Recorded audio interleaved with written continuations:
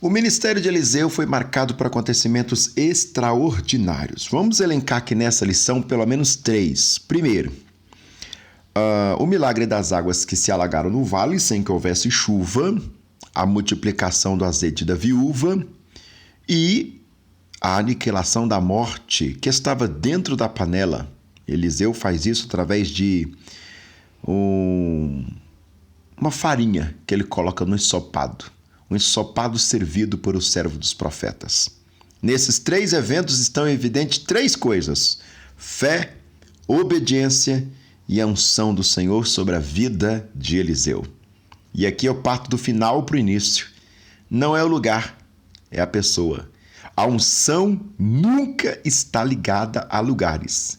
A unção está ligado a pessoas. Eu sou o professor Daniel Ramos e nós estamos no 3º trimestre de 2021.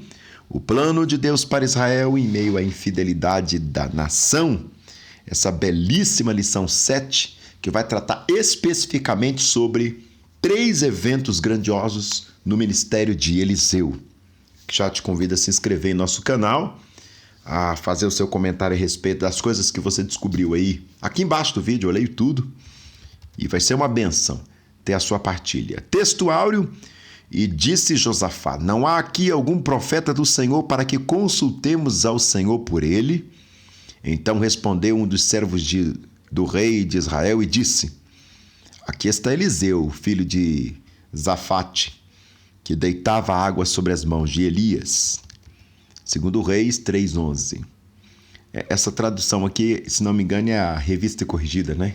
Que deitava água sobre as mãos de Elias, que lavava as mãos de Elias. Ou seja, era servo de Elias. Essas expressões são bem antigas, né? E bem rebuscada. Verdade prática, Deus usou e ainda usa seus servos e servas para realizar milagres. Basta ter fé e confiança no Senhor, que Ele opera maravilhas. Os milagres são sim para o dia de hoje, viu? O objetivo dessa lição é destacar alguns dos milagres de Eliseu como confirmação do seu ministério profético, evidenciar que o Senhor zela pelo seu povo. Aliás, isso é uma característica tanto do Antigo como do Novo Testamento. O nosso Deus é um Deus zeloso. Demonstrar a fé e a confiança da viúva de Sarepta e sinalizar o ato de fé de Eliseu. Então vamos lá?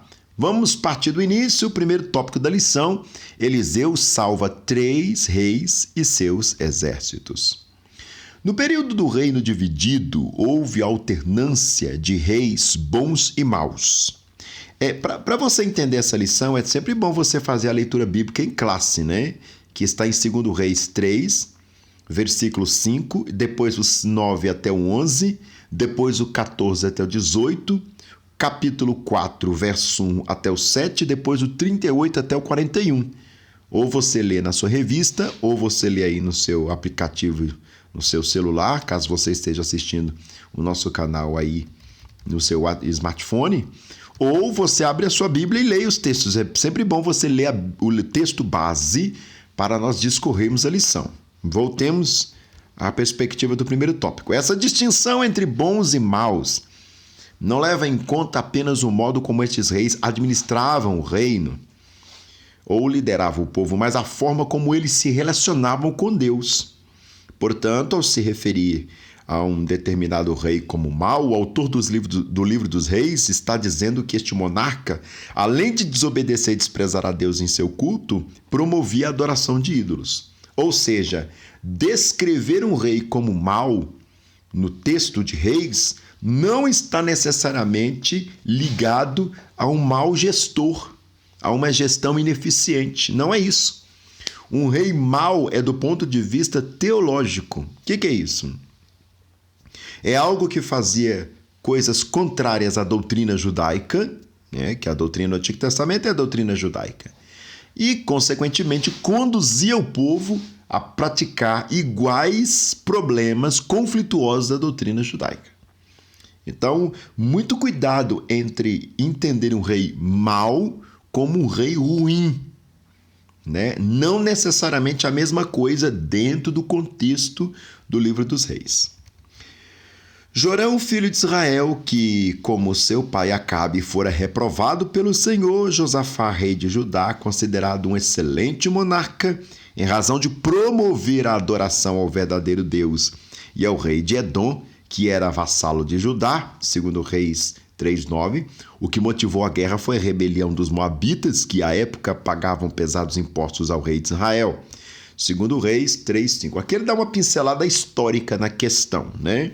Dos 3 exércitos. Então, a principal informação aqui deste tópico é o que é um rei mau e o que é um rei ruim. Um rei mau é aquele que faz coisas contrárias à doutrina judaica, trazendo o paganismo, impondo o povo a cultuar paganismo. E um rei ruim é o rei ineficiente na questão de gestão para seu povo. Em respeito a Josafá, Eliseu, cheio do poder de Deus, previu que as águas em abundância alagariam milagrosamente sobre toda aquela região, sem mesmo a ação dos ventos e nem chuva. Segundo Reis, capítulo 3, verso 17. O Senhor não apenas realizaria este milagre, mas também lhes entregaria a vitória sobre os moabitas. Segundo Reis 3:18. Bom, ficou bem fraquinho, né, este primeiro tópico aqui, que o autor está falando sobre a vida de Eliseu. E, na verdade, o que a gente acaba entendendo é a perspectiva de um rei mau. Porque quando a gente lê uma história de Monteiro Lobato, Cecília Meirelles, enfim, a literatura brasileira, um rei mau é aquele que faz maldade com o povo. E, na verdade, o mal aqui está ligado a conflitos doutrinários. E não necessariamente maldade com o povo. Não necessariamente. Ainda que a maioria deles sejam, sim, reis ruins, mas não necessariamente é essa a preocupação do autor. A síntese do tópico primeiro: não importa se pessoas infiéis existam no meio dos fiéis, o Senhor sempre irá intervir a favor do que os temem. Né? Vamos para o segundo tópico, talvez o mais aclamado da lição. Eliseu aumenta o azeite da viúva. Quem nunca viu uma pregação a respeito da multiplicação do azeite da viúva? A vida das viúvas nos tempos bíblicos eram bem difíceis, pois as mulheres daquela época dependiam de seus maridos para prover-lhe o sustento. Nós estamos dentro do contexto da sociedade do varão. A mulher cuida do lar e dos filhos, enquanto o marido cuida de trazer o provento para dentro de casa, o alimento. É uma sociedade bem antiga no seu modo de comportamento. Então, o padrão de família naquela época era essa. Uma vez que ela não tinha o seu esposo, a coisa ficava complexa. É o caso da viúva de um dos discípulos dos profetas de Israel. Você vê de novo outra tradição presente no mundo judaico ou mundo semítico, a tradição do discipulado, né? Acontece que após a morte do marido, que era um dos discípulos do profeta, a mulher ficou numa situação complicada. A falta de alimentos, dívidas e ameaça de seus filhos serem vendidos como escravos. Segundo Reis 4:1-2. Havia também naquela época uma outra tradição de pagamento de dívidas. Por exemplo, suponha que eu fosse um pai de família e estava com dívidas e o credor bate na minha porta para cobrar as dívidas e eu não tenho como pagar. Eu posso oferecer um dos meus filhos como escravos. Mas esse escravo aqui, para pagamento de dívida, não necessariamente é um escravo definitivo. A pessoa vai trabalhar tempo suficiente para quitar a dívida. Ou seja, é um escravo, abre e fecha aspas, temporal. Né? É aquela brincadeira que a gente faz, né, quando você vai no restaurante, aí então fica brincando, se não tiver dinheiro, nós vamos passar a noite lavando prato. Ou seja, você vai fazer um serviço que paga aquilo que você estava devendo. Esse é um tipo de negócio de escravo que era comum entre as famílias de Israel. Deus ouviu o clamor daquela viúva e supriu as suas necessidades, segundo Reis 4:3-7. Após ouvir da mulher que não tinha nada além de uma vasilha de azeite, o profeta disse a ela que tomasse vasilhas emprestadas com os vizinhos. Agora é muito curioso. Uma pessoa que está devendo os outros vai pedir mais coisas emprestadas. Não é interessante isso? Qual é o grande problema dela? Qual é o grande assombro da vida dela? Olha, eu estou devendo muito, aliás, eu não, meu marido que morreu, né? Ele morreu e me deixou com muitas dívidas. O credor está lá na porta da minha casa querendo que eu lhe pague. E aí a receita do profeta é: volta para casa e pede para suas vizinhas vasos emprestados. Mas eu já estou devendo. Você está me pedindo para pedir vaso emprestado? E que ao entrar em casa com os filhos, fechasse a porta. Fala de intimidade, né, gente? Coisas da intimidade você não faz de porta aberta. Como usar o banheiro, como os momentos de relação do casal, tudo de porta fechada, né? Tem momentos a sós com Deus que a gente tem que entrar para dentro do nosso quarto, no nosso cantinho. Tem gente que tem uma sala na sua casa de oração, né? Uma capela dentro de casa. Então é bom fechar a porta e só você e o Senhor. É muito gostoso essa coisa. Se você não faz, eu te convido a ter essa experiência de buscar a face do Senhor dentro do seu lar. Eu tenho certeza que muitas bênçãos serão derramadas na sua vida através desta experiência. E não só por causa das bênçãos eu te convido a fazer isso, mas pela delícia de ficar momentos com o Senhor. Como o noivo gosta de se deliciar com a noiva, né? Momentos com ela, o casal de namorados nunca está preocupado com o horário, imagina. Assim é a igreja do Senhor que deve se deliciar com o seu amado esposo, né? O seu noivo Jesus Cristo. A ordem era para derramar em cada vasilha disponível um pouco do azeite que possuía e pô-las à parte à medida que ficassem cheias. Ou seja, enche a casa de vasos emprestados, vasos vazios, e à medida que você vai enchendo esses vasos, vai separando eles. Ou seja, Deus separa vasos cheios. Cheios para o quê? Para o penhor da sua obra, né? Para o labor da sua obra, para a medida da sua obra. E foi justamente o que ela fez. Quando acabaram as vasilhas, o azeite cessou. Ela vendeu o azeite, pagou a dívida e ainda pôde manter o sustento da família com o que sobrou. Ou seja, virou uma mulher rica, né? Porque manter o sustento da família predispõe-se até quando essa família poderia voltar a trabalhar ou os filhos ficassem na idade de trabalho ou qualquer coisa assim, né? Eu imagino que é isso que está acontecendo lá. Aquela que pediu, aquela que estava devendo, pediu vasos emprestados, ou seja, ela passou a dever mais ainda. Mas só que este novo empréstimo faz dela uma pessoa rica, né?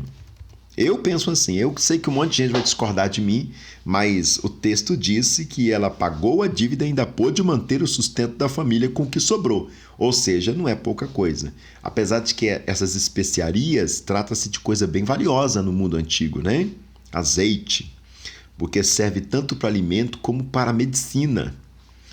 Neste episódio da multiplicação do azeite, percebe-se que a fé e a obediência são os ingredientes necessários para que as bênçãos divinas sejam abundantes na vida de quem crê. Hebreus 11:6, parte A.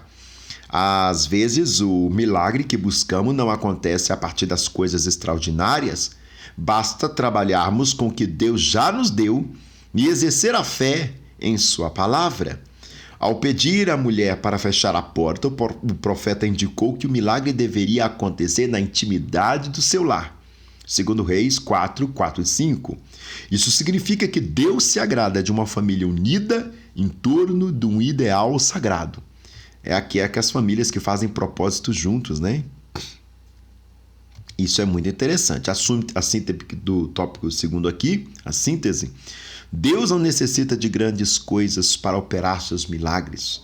Muitas vezes, o instrumento do milagre já se encontra em nossas mãos. O que tens em tuas mãos?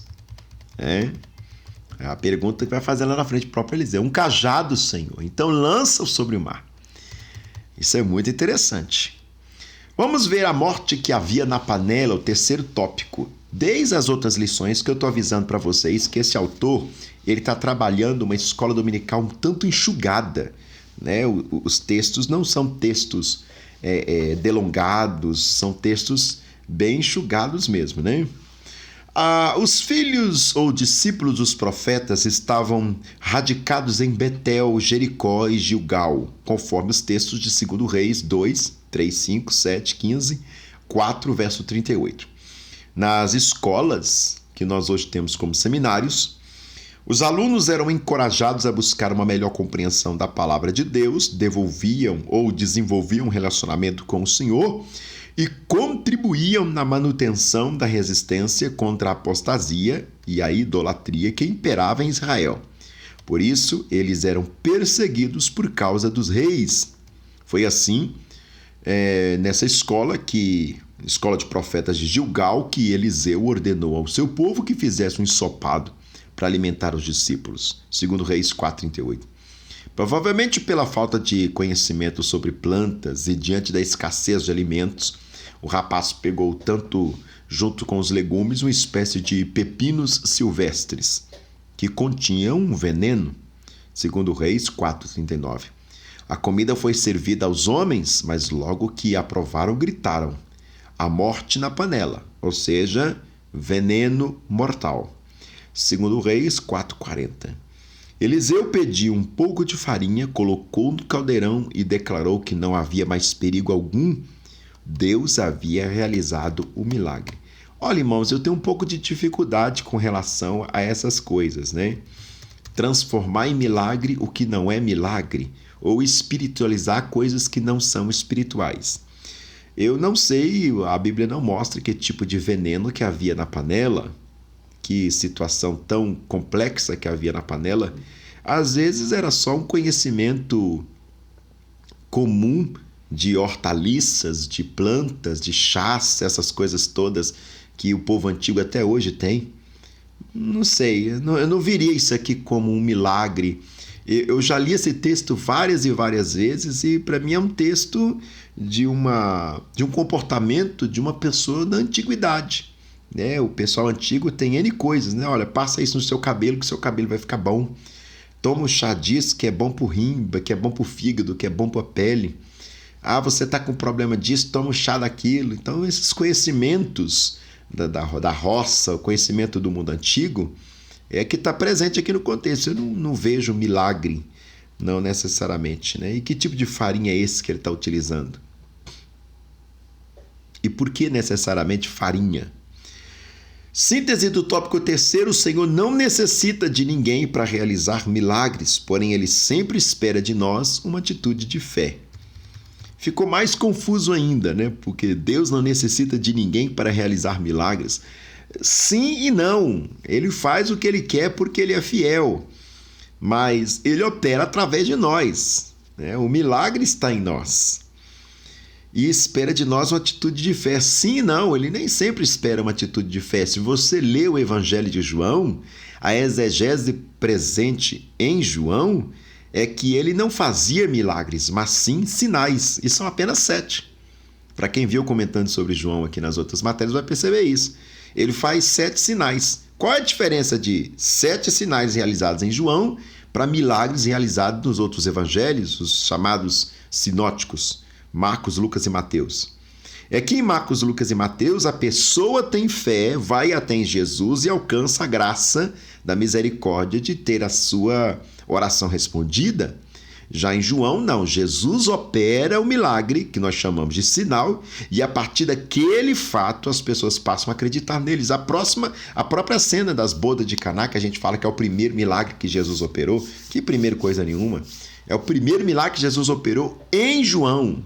E entende-se que havia um livrinho de milagres que Jesus havia operado e João catou ali 7 milagres porque ele queria falar dentro do contexto que aqueles milagres estavam colocando. O próprio João vai dizer que se tudo que Jesus fez fosse anotado nos livros, os livros do mundo inteiro não caberia. O primeiro milagre, por exemplo, que Jesus opera no Evangelho de Marcos é repreender o demônio. Claro que ele tem que repreender o demônio, porque Marcos está escrevendo aos romanos.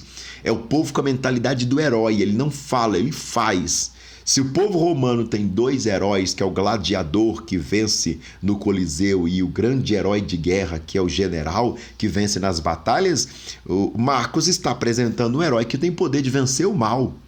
Então é muito interessante, cada um tem sua perspectiva e não necessariamente espera de nós uma atitude de fé, porque ele criou o mundo inteiro, não tinha ninguém acreditando. Ele faz porque ele é fiel.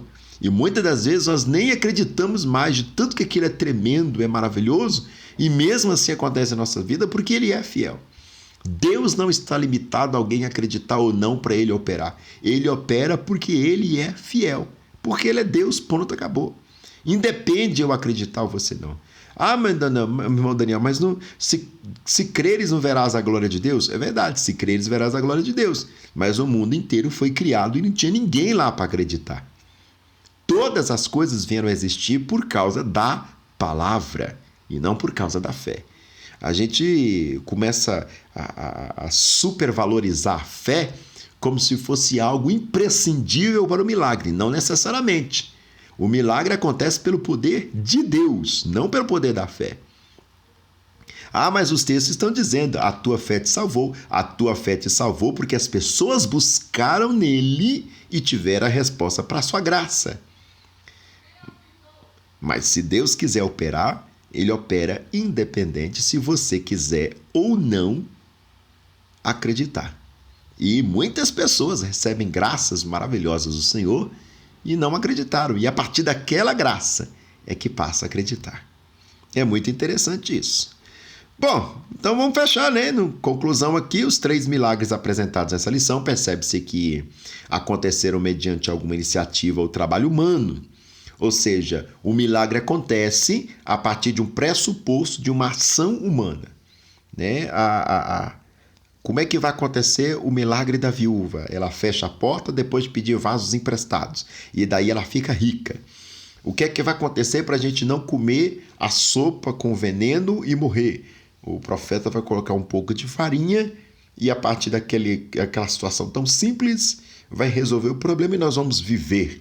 Você vê que todas essas coisas que acontecem são milagres, abre e fecha aspas, que se estendem para a vida, né? Ela tem sustento para o resto da vida. Eles vão comer e viver a sua vida normalmente. Ou seja, pequenas ações que nós podemos fazer provocam grandes ações da parte de Deus. Pequenas ações que nós fazemos provoca grandes ações da parte do Senhor. Talvez essa seja a grande frase dessa lição. Ações pequenas, grandes respostas de Deus. Então, nunca despreze coisas pequenas no reino de Deus. Um irmão virou para mim assim, nossa, mas como que você tem paciência de fazer aqueles vídeos no seu canal? Dá tão pouca visualização, deve dar tanto trabalho para produzir aquilo. É verdade, dá muito trabalho. Tem dia que é só Jesus ter misericórdia.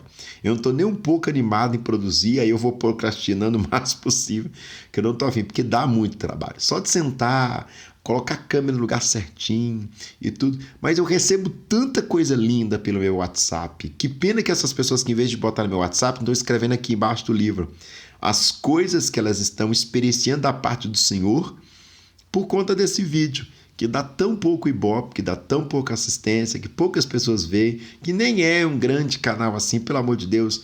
Nós ainda nem batemos a meta de 9.000 inscritos no nosso canal. E por isso que eu quero te convidar a se inscrever. Então não é nada tão expressivo assim. E o Senhor já faz grandes coisas. E eu não posso de jeito nenhum abandonar essa situação, né, de produzir, ainda que para meia dúzia de gatos pingados, mas são gatos pingados que estão sendo abastecidos com um pouco do saber que o Senhor colocou na minha vida. Isso significa que os milagres operados por Deus na vida dos seus servos acontecem em cooperação com algum tipo de trabalho ou atitude humana. Essa frase aqui é perigosa e pode dar pano para manga. Isso aqui me faz lembrar excessivas pregações, né? Que os nossos amigos pregadores ficam colocando em cima dos nossos púlpitos, né? Olha, para Jesus chamar o morto de dentro do túmulo, era necessário tirar a pedra. Se Jesus vai chamar Lázaro, vem para fora, tira a pedra. A pedra é a dúvida. Tudo. Mas quando você lê o texto completo, lá no final do Evangelho, né, sobretudo em João capítulo 20, quando Maria Madalena chega no túmulo de Jesus, a pedra já está removida. Ou seja, não tem nada que fazer com relação ao milagre. Eu, sinceramente, eu não permitiria essa frase ser exposta na minha aula de escola dominical. Eu cortaria ela com certeza, sem nenhuma sombra de dúvida. O milagre depende de Deus. Deus faz o milagre porque Ele quer. Aí se cumpre em nossa vida o hino maravilhoso presente nos textos de Paulo. Porque dele, por ele e para ele são todas as coisas. Isaías, e se não me engano, Hebreus também vai repetir isso. Eu vou ter misericórdia de quem eu quiser ter misericórdia, eu me compadecerei de quem eu quiser compadecer. Não há nada que nós possamos fazer que coloque Deus em barganha ou ele contra a parede, a ponto dele se ver, oxe, se eu faço, que esse meu servo está me colocando contra a parede. Não tem como isso acontecer. Ele é soberano no seu querer, ele é soberano no seu agir, ele é soberano em si mesmo. Ele faz o que ele quer. É bem o retrato de Salmo 46, se não me engane, né? Aquietai-vos e sabeis que eu sou Deus. Isso é muito sério, essa frase é de uma profundidade tremenda. Aquietai-vos. Aquietai-vos. A primeira coisa, sossega, para, aquieta seu eu. E sabeis o quê? O conhecimento de quem? De quem está falando isso com você. Quem é que está falando isso comigo? O Todo-Poderoso. Eu sou Deus. Eu não sou um presidente que você elegeu, eu não sou um amiguinho da sua turma, o pastor da sua igreja, eu não sou o presidente da convenção que o pessoal está fazendo panelinha para tirar, né? Nada disso não. Eu sou Deus. Eu sou o que é e há de vir. Então é muito tremendo o peso dessa palavra. Quem está te falando para se acalmar, para sossegar, tranquilizar, descansar, não é um artista famoso na televisão mandando uma mensagem de autoajuda, não. É o Todo-Poderoso que diz: aquietai-vos e sabeis que eu sou Deus. O Senhor dos Exércitos está conosco. Deus de Jacó é o nosso refúgio. É lindo esse salmo, né? Deus tem compromisso com pessoas de fé, mas que também sejam operantes e diligentes. Eu prefiro entender que ele está falando do operante e diligente, são pessoas participativas na obra, pessoas que se gastam e se deixam gastar, como vai dizer o apóstolo São Paulo, pelas coisas do céu. Eu acredito que seja assim. Porque o milagre, querido, ele é completo. Eu vim aqui hoje buscar uma bênção. A bênção vai na sua casa, vai no seu endereço. O Senhor sabe onde é que você mora. A bênção vai na casa do seu filho. A bênção vai na... eu trouxe uma roupa aqui para ungir. Meu Deus, o que nós estamos retornando à igreja, né? Essas mágicas, né? Ora que na foto, meu Deus, que pobreza de espiritualidade, né? Essa espiritualidade medida por baixo é uma deficiência tremenda. Olha, o nome do meu filho é fulano de tal e eu quero que você interceda por ele. Glória a Deus, vamos interceder pelo seu filho. Não precisa de foto, não precisa da carteira de trabalho, não precisa da chave do carro, não precisa de uma peça de roupa, não precisa de nada. Né? Isso mais tem a ver com o sincretismo brasileiro do que necessariamente com a fé cristã. Deus opera o seu milagre porque Ele quer operar. No fim a gente entende, é graça, nada mais do que graça. Deus abençoe sua vida, beijo no seu coração. Se quiser me contrariar falando coisas contrárias que eu estou falando, fica à vontade também, pode colocar aqui embaixo. Eu sou bem democrático com essas coisas, tá? Beijo no seu coração, tchau.